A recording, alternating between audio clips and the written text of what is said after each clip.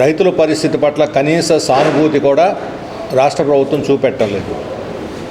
ఈ బడ్జెట్లో వ్యవసాయ రంగానికి శటకోపం పెట్టారు. నెల్లూరు జిల్లాలో ధాన్యం గత సంవత్సరం పుట్టి 22,000 రూపాయల పైన ఉంటే ఈ సంవత్సరం 17,000 రూపాయలు తగ్గింది. అంటే పుట్టికి 5,000 రూపాయలు తగ్గింది. అంటే ఒక క్వింటాల్ మీద 300 రూపాయలు తగ్గుతుంది. దీనివల్ల రైతులు ఒక్కొక్క ఎకరాకు 10,000 నష్టపోతున్నారు. ఇంత తీవ్రమైన నష్టం జరుగుతున్నా రైతులు అల్లాడుతున్నా ఒక దిష్టి బొమ్మలాగా రైతు సేవా కేంద్రాలని చెప్పి ఈ ఫ్లెక్సీ ఒకటి కట్టేశారు.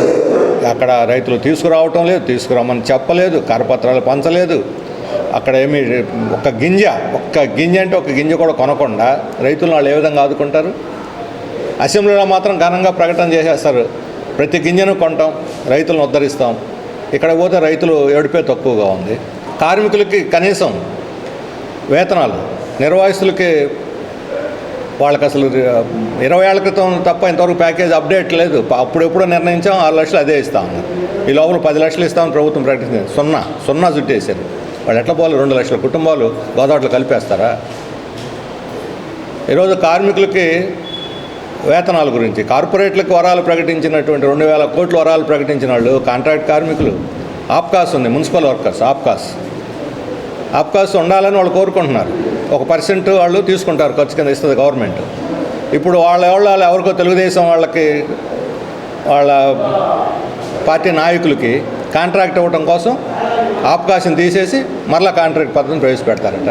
వాళ్ళకి 4% ఇస్తారట. ఎవడబ్బు సొమ్ము?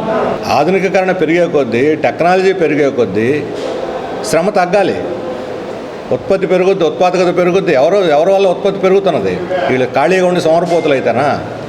ఉత్పత్తి పెరుగుతుంది. కార్మికులు, రైతులు కష్టపడితే కదా ఉత్పత్తి పెరుగుతున్నది. ఇంటర్నేషనల్ లేబర్ ఆర్గనైజేషన్, అంతర్జాతీయ కార్మిక సంస్థ, ఐక్యరాజ్య సమితికి అనుబంధంగా ఉన్నది.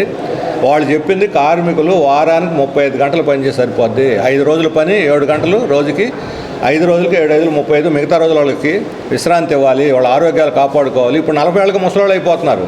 రోజుకు 14-16 గంటలు పనిచేసి ఇచ్చేది 10,000 12,000. 10,000 12,000కి రోజుకు 16 గంటలు పనిచేసి ఆరోగ్యాలు చెడగొట్టుకొని 60 ఏళ్ళకి చచ్చేవాడు 40 ఏళ్ళకి చావాలి ఆసుపత్రులు చుట్టూ తిరిగి.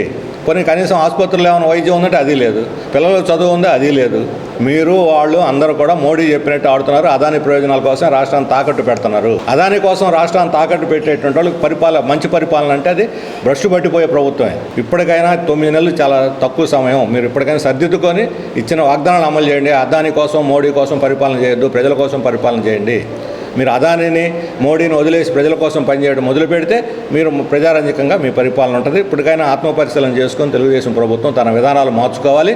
వెంటనే వ్యవసాయ రంగం తీవ్రమైన సంక్షోభంలో ఉంది కాబట్టి దాన్ని మార్కెట్లో జోక్యం చేసుకోవాలి. విద్యుత్ ఛార్జీలు ఉపసంహరించుకొని స్మార్ట్ మీటర్లని పెట్టడం ఆపాలని చెప్పి మేము డిమాండ్ చేస్తున్నాం. ఈ నెల మార్చి అంతా కూడా దీనికోసం చైతన్య యాత్రలు, ప్రజా చైతన్య యాత్రలు నిర్వహిస్తున్నాం. 22 నుంచి ధర్నాలు కూడా పెడతాము. ప్రభుత్వం స్పందించి పరిష్కరిస్తే మంచిది, పరిష్కరించకపోతే ఏప్రిల్ మేలో తీవ్రమైన పోరాటానికి ప్రజలను మేము సంసిద్ధం చేస్తాం.